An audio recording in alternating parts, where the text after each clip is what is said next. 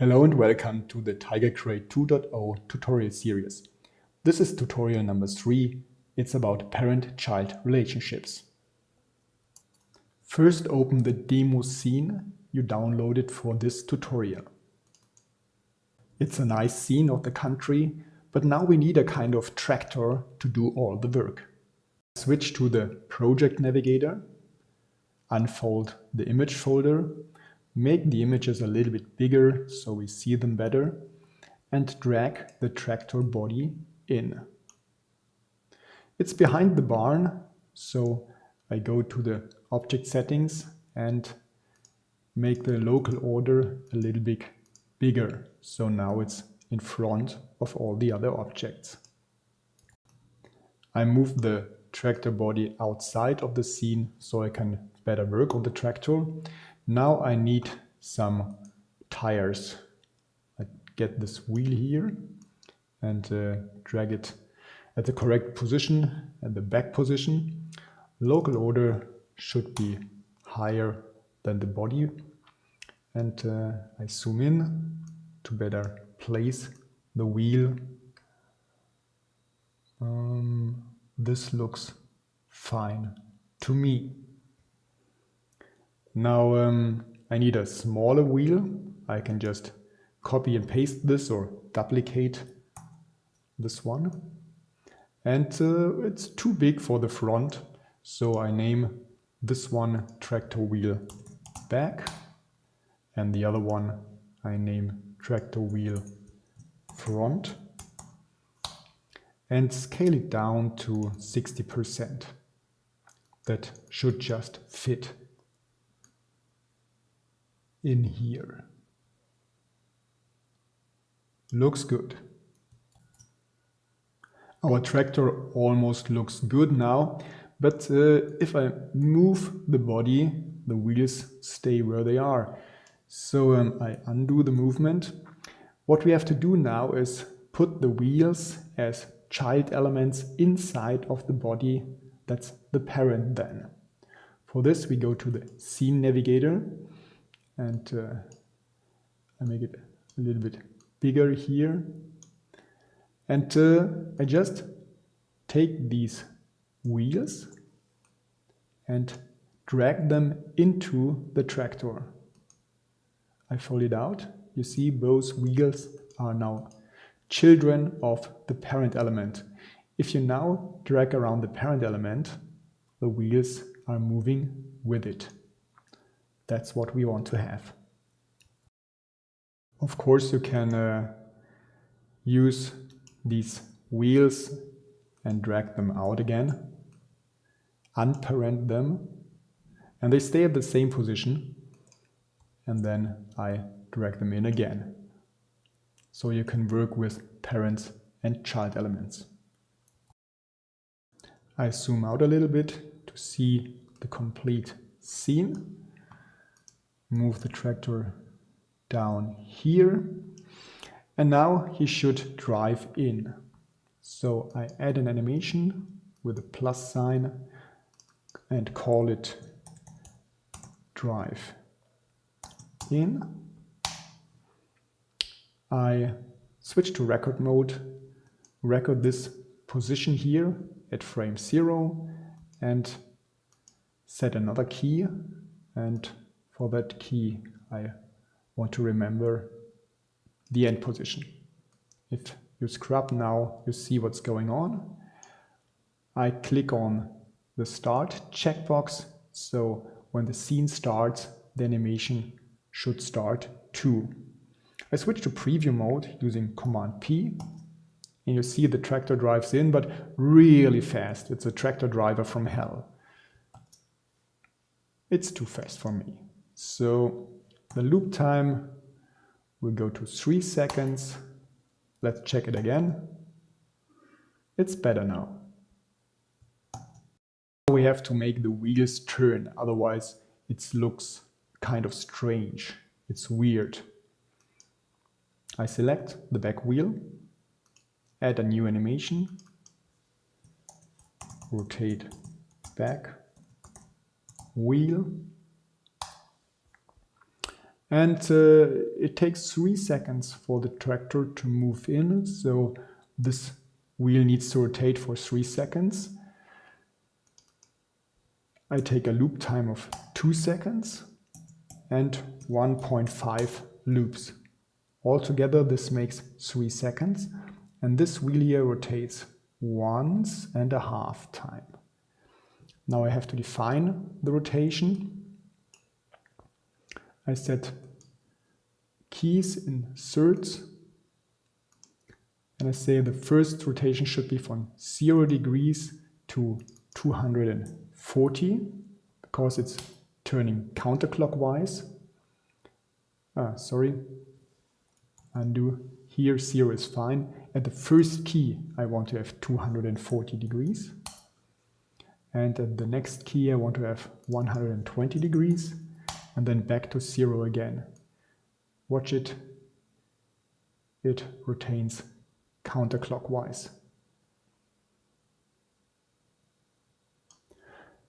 Now it is defined now as a start animation. I switch to preview mode and the tractor drives in and the wheel rotates. I now want to have a rotation on the front wheel too, and for this there's a nifty nice little feature. You can copy animations. I select the rotation for the back wheel animation. I copy it using this plus symbol. I select the front wheel and paste it using the paste icon. Here it is. It should start on scene start 2, and I rename it to rotate front wheel. Let's look at it. It works, but the rotation is wrong. Let's look at it again. Looks a bit like Michael Jackson moonwalking, because this radius is smaller, so the front wheel has to rotate a little bit faster to look natural. We change the values a little bit. We still need a total time of 3 seconds, but now we take a loop time of 1.5 seconds and 2 complete loops. There it is, and it looks much better. And now to something completely different, or okay, a little bit different, but still important in this regard. How do you check this animation? You can see the animation here for the body and scrub, but then the wheels are not turning. Or you can select the wheel and rotate it, but then the body is not moving. And to check this, we invented a nice feature, the pinning feature. You can use this pin here, or this, it's the same, to pin this animation in the timeline. From now on, it will always stay in the timeline, even if you select another animation. I go to the back wheel, select this animation, and as you can see, this is the animation I selected for the back wheel, and this is a pinned animation for the tractor. And now, if you scrub, you see the tractor moving and the back wheel. I pin this animation too, select the front wheel, and pin an additional animation. Here it is.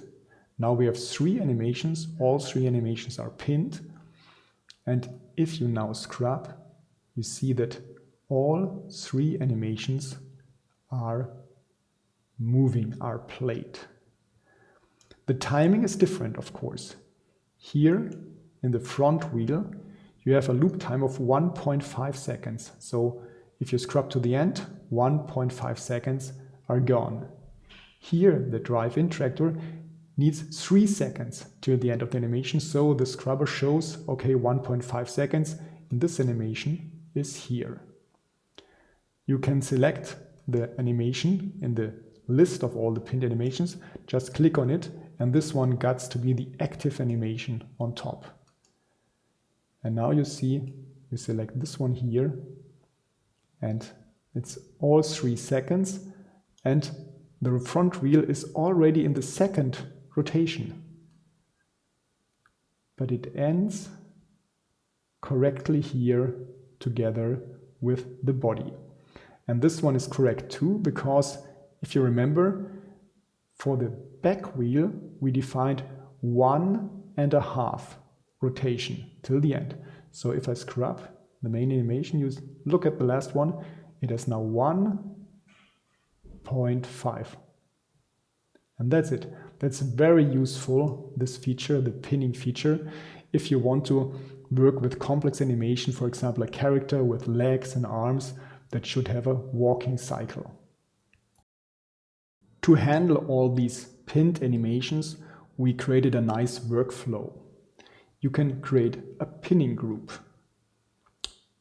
Let's first create a new pinning group.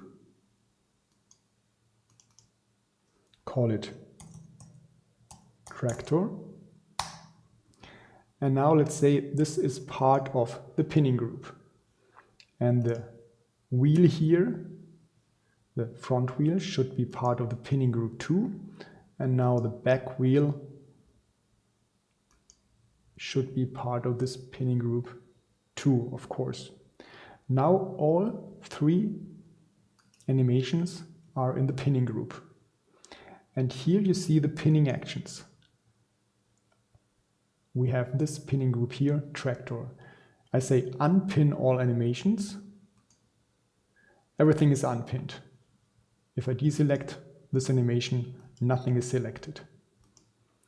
If you now want your pinned animations back, just go to Pinning Actions, select Tractor, and all animations from the pinning group you defined are back again.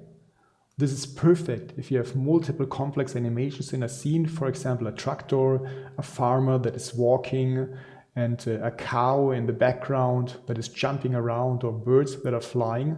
And you can create pinning groups for the cow, the birds, and a pinning group for the farmer, and use this one for the tractor. And switch easily between the pinning groups and work with them and synchronize all animations. Experimenting with this, and see you next time. Bye bye.